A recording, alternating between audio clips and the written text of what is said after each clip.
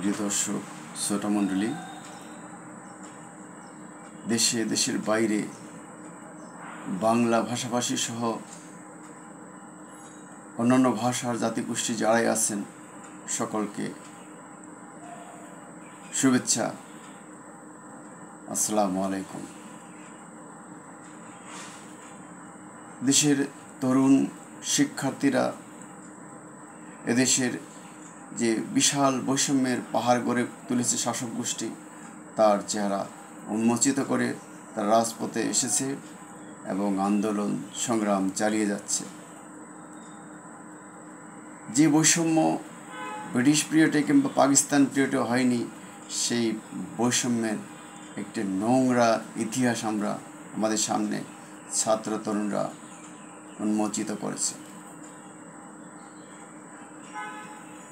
নগ্ন হয়ে পড়েছে মুক্তিযুদ্ধের তথাকথিত ব্যবসায়ীদের নোংরামি। তরুণরা শত শত জীবনের বিনিময়ে উন্মোচিত করে দিয়েছে শাসক গোষ্ঠীর সেই মিথ্যাচার। এই গোষ্ঠীটির পায়ের নিচের শক্ত ভিত্তি দুর্বল থেকে দুর্বলতর হচ্ছে। ক্ষমতা হারানোর ভয়ের ছাপ তাদের চোখে মুখে চেহারায় স্পষ্ট হয়ে উঠেছে। ফলে তারা এখন চরম অস্থিরতায় ভুগছে। গণতন্ত্রহীন,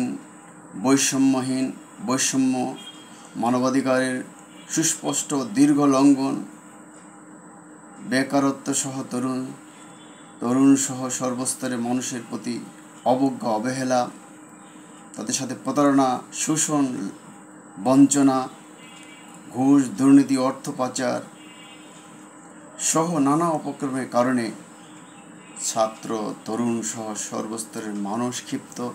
ফলে তারা আবারও ব্যাপক হারে শাসক গোষ্ঠীর গুলি, অত্যাচার, নির্যাতন, গ্রেপ্তার উপেক্ষা করে, রক্তচক্ষুকে উপেক্ষা করে তারা রাজপথে নেমে এসেছে। ব্যাপক হারে সকল স্তরের মানুষ নতুন করে সংঘর্ষে আরও 2 জনের মৃত্যু হয়েছে। ফলে এ পর্যন্ত 215 জনের মৃত্যু নিশ্চিত করেছে সংবাদপত্রগুলো। যদিও ছাত্ররা আগেই বলেছেন তারা 266 জনের মৃত্যুর কথা জেনেছেন। সরকারের তরফ থেকে 150 জনের মৃত্যুর খবর নিশ্চিত করেছে, যাদের বেশিরভাগের মৃত্যু হয়েছে বুলেটের আঘাতে।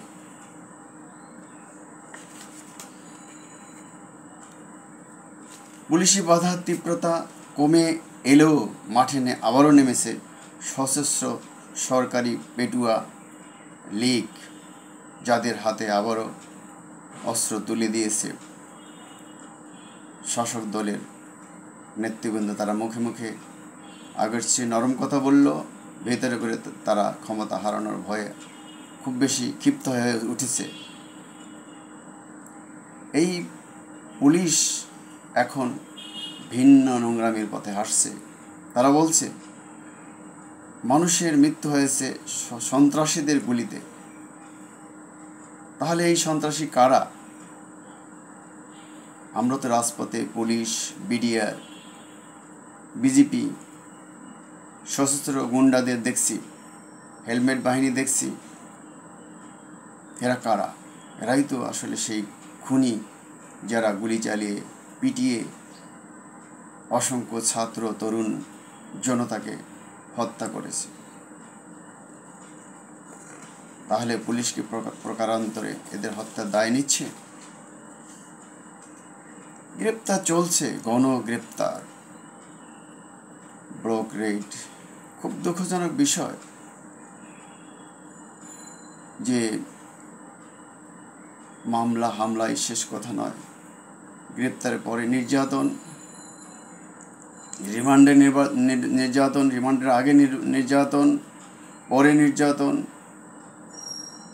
যারা আন্দোলনে গেছে তাদেরও গ্রেপ্তার করা হচ্ছে, যারা তাদের আত্মীয় স্বজন তাদেরও গ্রেপ্তার করা হচ্ছে।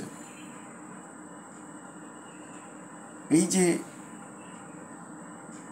হত্যাগুলো হলো, সরকারকে এ দায় নিতে হবে এবং এ দায় নিয়ে তাকে অবশ্যই পদত্যাগ করতে হবে, ক্ষমা চাইতে হবে জাতির কাছে। অবশ্যই তাদেরকে ক্ষমতা ত্যাগ করে জনগণের ক্ষমতা জনগণের হাতে ফিরিয়ে দিতে হবে, জনগণের ভোটাধিকার ফিরিয়ে দিতে হবে। কায়দা করে সংবিধান ব্যবহার করে তত্ত্বাবধায়ক সরকার বাতিল করে দীর্ঘকাল স্বৈরতান্ত্রিক একনায়কতান্ত্রিক কায়দায় ক্ষমতা ধরে রাখার যে অপকৌশল তারা গ্রহণ করেছে, আজ বোধহয় সে তক্তে তাউস কেঁপে উঠেছে। তাদেরকে বিদায়ের ঘণ্টা বেজে উঠেছে। খোদা হাফেজ। বাংলাদেশ জিন্দাবাদ।